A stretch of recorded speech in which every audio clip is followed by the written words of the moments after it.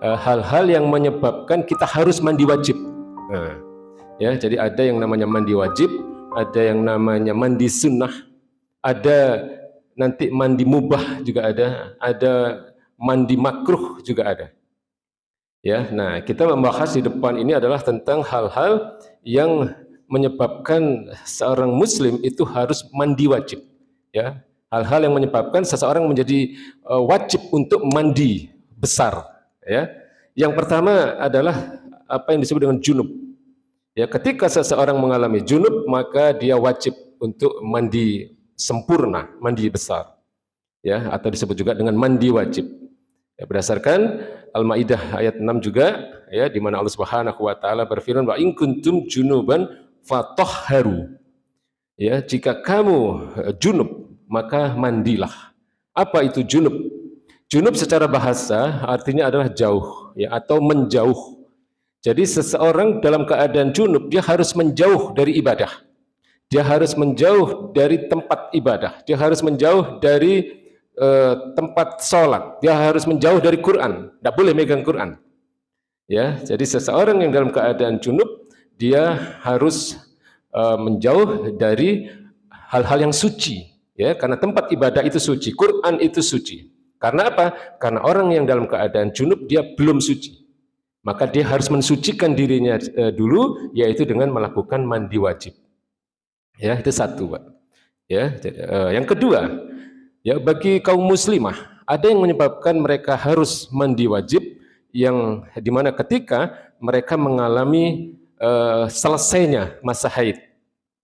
Ya, jika masa haid itu seorang wanita itu telah selesai, maka ia wajib mandi untuk mensucikan dirinya. Ya, termasuk wanita yang mengalami nifas, ya, setelah wiladah itu melahirkan. Maka seorang wanita biasanya akan mengalami nifas, ya, yaitu di kondisi dalam pemulihan setelah melahirkan. Dia akan mengeluarkan darah nifas. Ya. Biasanya menurut informasi, ya, ini diperkirakan memakan waktu sekitar 30 sampai 60 hari.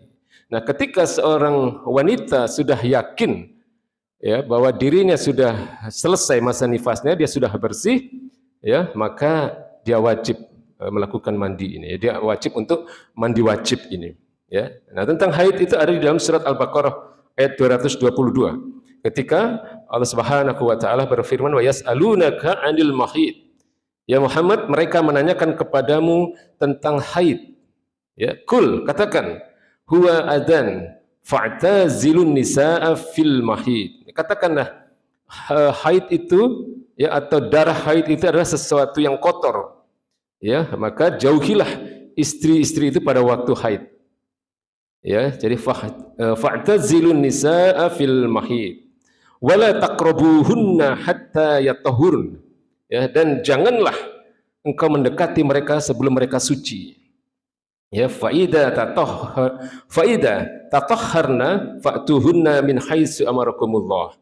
Dan apabila mereka telah suci, maka campurilah mereka, dekatilah mereka, ya, sesuai dengan ketentuan-ketentuan apa yang diperintahkan oleh Allah Subhanahu wa taala kepadamu, ya, min haitsu amarakumullah. Ya, jadi ini menjadi satu penjelasan tentang haid tadi, bahwa seorang wanita wajib menunggu masa haidnya itu sampai suci, ya, sampai selesai, lalu dia mandi wajib, baru boleh, ya, berkumpul dengan suaminya. Ya, bersumpul dalam arti berjima, ya. Jadi atau di dalam hadis yang lain, ya, atau di dalam hadis, ya, tadi ayat, ya, Al-Baqarah 222. Dalam hadis dari Aisyah radhiyallahu anha, Rasulullah SAW bersabda, "Faida akbalatil haidah, ya, fada'is salah, ya, wa ida adbarat fakhtazili wasalli." Ya, jika haid itu datang, maka tinggalkanlah salat. Jadi seorang wanita harus berhenti salat, ya, tidak salat, tidak boleh melaksanakan salat, ya, karena dia dalam keadaan yang kotor.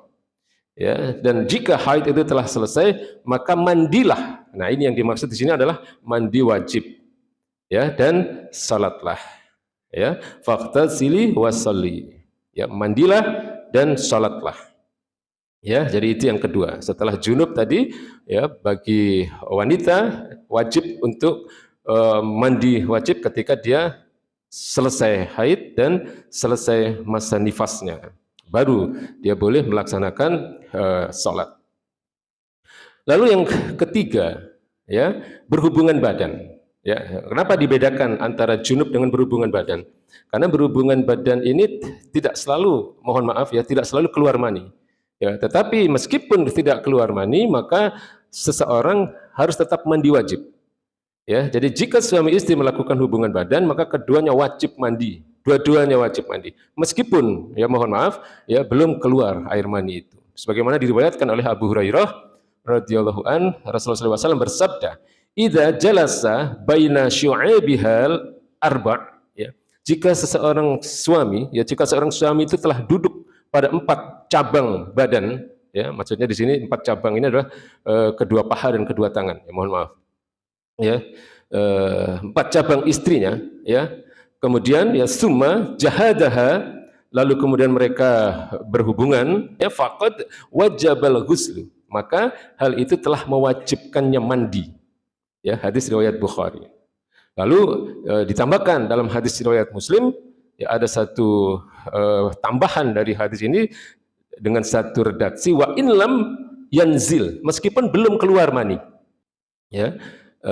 Lalu dalam riwayat lain dijelaskan, wa massal khitanu al khitan, ya. Wa massal khitanul khitan. Jadi dan bertemunya, ya mohon maaf ya, bertemunya kemaluan suami dan istri. Jadi bertemu saja itu sudah menjadikan suami istri itu mandi wajib, ya meskipun tidak sampai selesai. Jadi ini hadis yang diriwayatkan oleh Imam Bukhari dan Imam Muslim.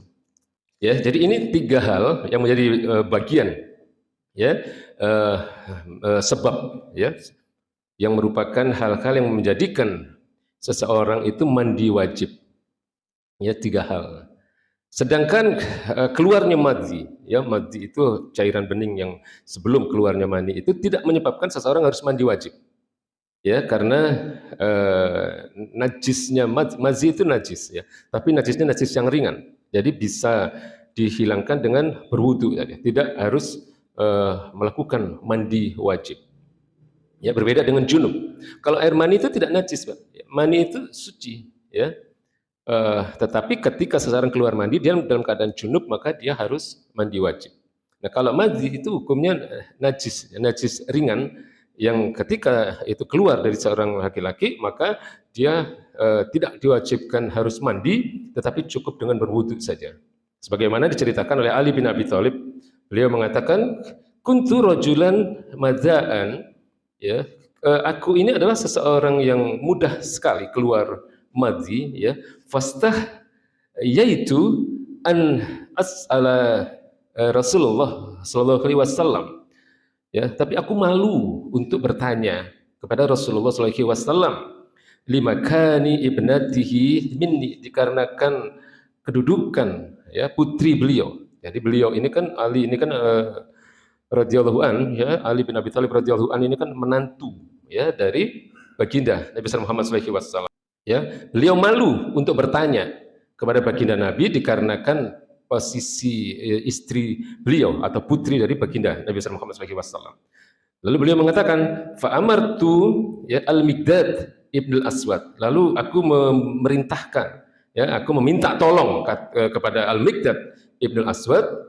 Fasa'alahu, lalu kemudian Miqdad ibn al-Aswad ini bertanya kepada baginda Nabi Muhammad SAW. Faqala, lalu kemudian Nabi mengatakan, iksil zakaraka, ya, bersihkan kemaluanmu, ya, watawaddu, lalu berwudulah. Ya, jadi ini menjadi dalil tidak wajibnya seseorang harus mandi wajib dengan keluarnya madhi tadi, tapi cukup dengan mohon maaf membersihkan kemaluannya lalu kemudian berwudu. Ya, hadis riwayat Bukhari.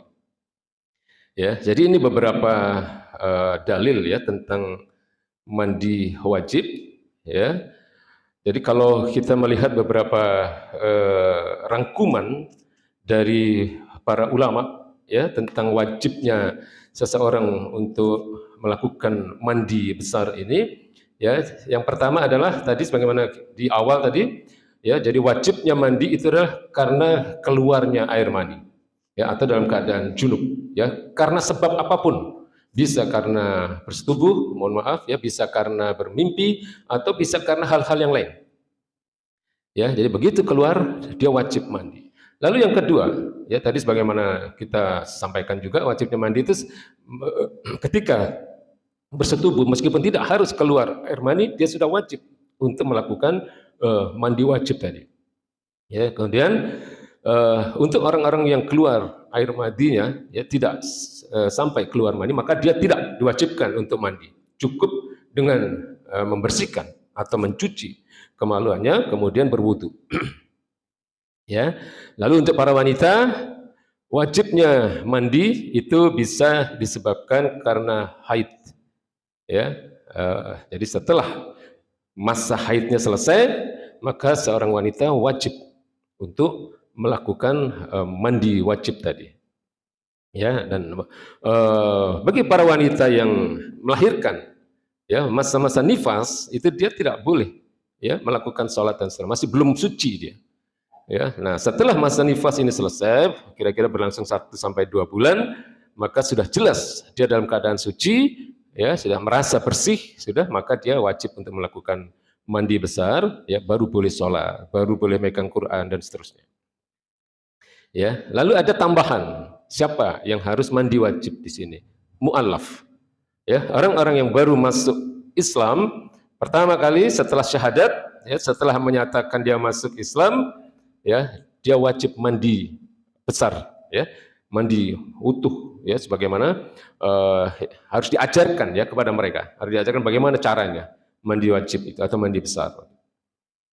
Ya, lalu tambahan lagi tentu adalah jenazah.